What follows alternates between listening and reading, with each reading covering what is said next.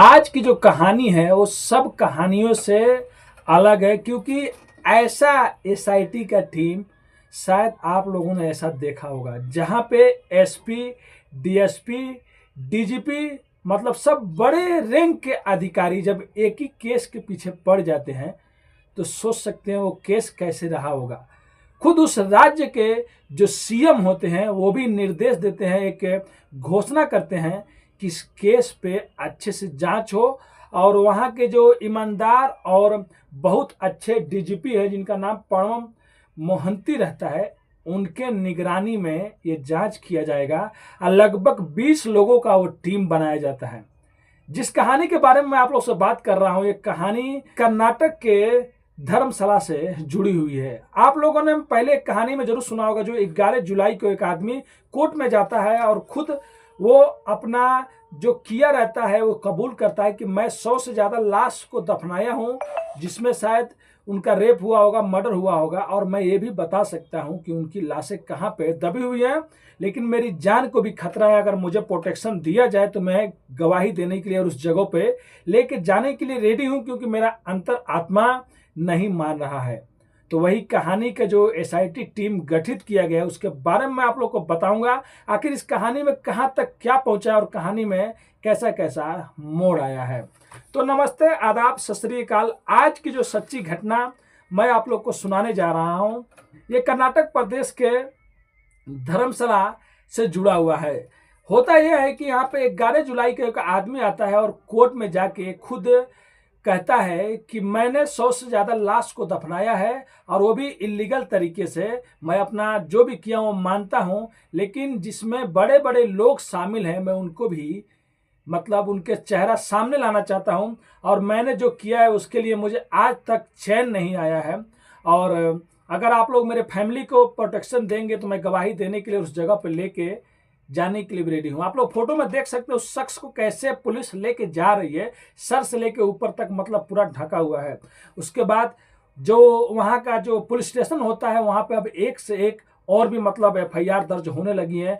जिनकी बेटी, जिनकी बहन, जिनके भी घर के कोई अगर मतलब गुमशुदा हुए हैं, जो मिले ही नहीं है, जिनकी मौत होने के बाद पता ही नहीं चला कि इनकी मौत कैसे हुई थी, अब वहाँ के पुलिस स्टेशन में एफआईआरों का ढेर लग जाता है। अब हर कोई ये सोचने लगता है कि चलो कोई तो आदमी उठा है, शायद उसमें हमारा भी सुनवाई हो जाए। अब वहाँ की जो सरकार होती है कर्नाटक की, उनको झुकना पड़ता है। और सरकार जो होते हैं, जो वहाँ का सीएम होते हैं सिद्धरमैया, वो कहते हैं सैटरडे को दिन कि जो भी इस घटना में शामिल है उनके ऊपर कड़ी से कड़ी कार्रवाई होगी, और इसके लिए एक टीम गठित किया जाता है। और वो भी वैसा टीम बनाएंगे जिसमें धर्मशाला से उस जगह से जुड़ा हुआ कोई भी पुलिस ऑफिसर नहीं होगा, जिससे मतलब इस केस में ढीलापन होगा। उन्हीं पुलिस वालों को लिया गया है जिसका उस जगह से कोई भी लेना देना नहीं है, और जो एकदम बड़े रैंक के अधिकारी हैं, जिनको मतलब जाबाज आप कह सकते हैं, जो अपने काम में इतना निपुण है कि वो हर कोई उनकी सराहना करता है। तो वहाँ के जो डीजीपी होते हैं प्रणव मोहंती, उनको हेड बनाया जाता है।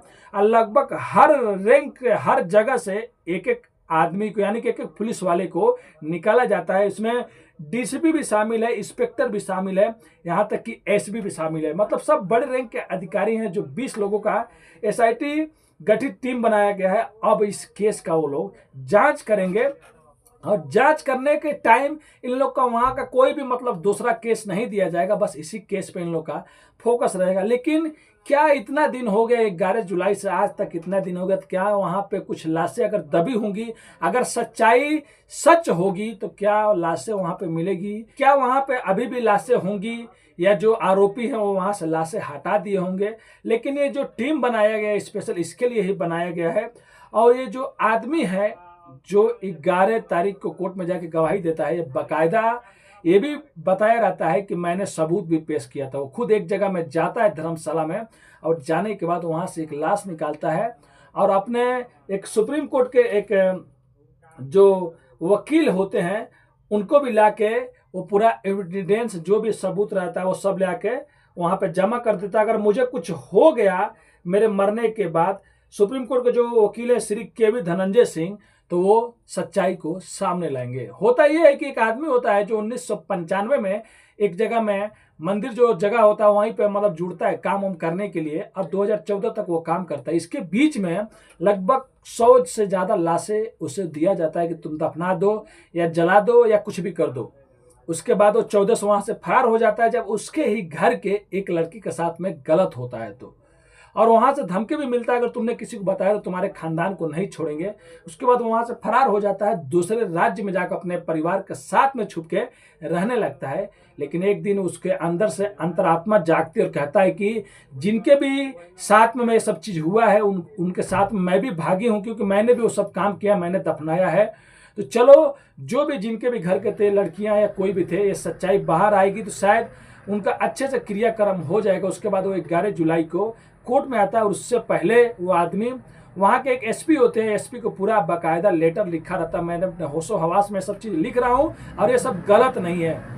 उसके बाद आज एसआईटी का टीम गठित हो गया है और उसको कड़ी सुरक्षा में भी रखा गया है। तो देखिए आगे जांच होता है तो क्या सच्चाई सामने आती है। तो ये थी, और अगर ये सच्चाई सच होगी, अगर सच में लाशें मिलेंगी तो आने वाले टाइम में ये हिंदुस्तान का सबसे बड़ा स्कैंडल होगा, मतलब पर्दाफाश होगा, सबसे बड़ा एक गिरोह जो पकड़े जाएंगे। इसमें जो भी वीआईपी या जो भी बड़े अधिकारी चाहे जो भी लोग भी शामिल होंगे वो कोई भी बचेगा नहीं यार। कि यहाँ पे 100 से ज़्यादा की लाशें की बात है, किसी के बहन, किसी की बीवी, कोई घूमने गया, कोई कमाने गया, कोई जॉब करने गया, अगर वो लोग भी गायब हो गए होंगे तो कभी वापस नहीं आएंगे तो उन लोग के घर पे क्या बीतता होगा। तो इस केस की अच्छे से जांच होगी। और ये कहानी सुनाने का उद्देश्य किसी का भी दिल दुखाना नहीं है, बस आप लोग को जागरूक और सचेत करना है। कहीं भी जाएं तो सेफ रहें और बहुत जल्दी किसी पे विश्वास नहीं करें। और देख सकते हैं शाम हो गया है, उसके लिए आपका भाई जल्दी जल्दी वीडियो बना रहा है, तो शायद मेरा चेहरा भी नज़र नहीं आ रहा होगा क्योंकि मेरे मोबाइल का कैमरा ऑफ हो जाता है वीडियो बनाने के टाइम। तो बस आप लोग से रिक्वेस्ट करता हूँ, चैनल को सब्सक्राइब कीजिए और देखिए कितने अब इस कहानी में कैसा कैसा मोड़ आता है। और जब पुलिस की जो एसआईटी बनाई गई है टीम, अब क्या क्या इसमें नई नई कहानियां सामने आती है। तो मिलते हैं नेक्स्ट वीडियो में फिर से कुछ सच्ची कहानियों के साथ। अभी के लिए अलविदा लेते हैं, धन्यवाद।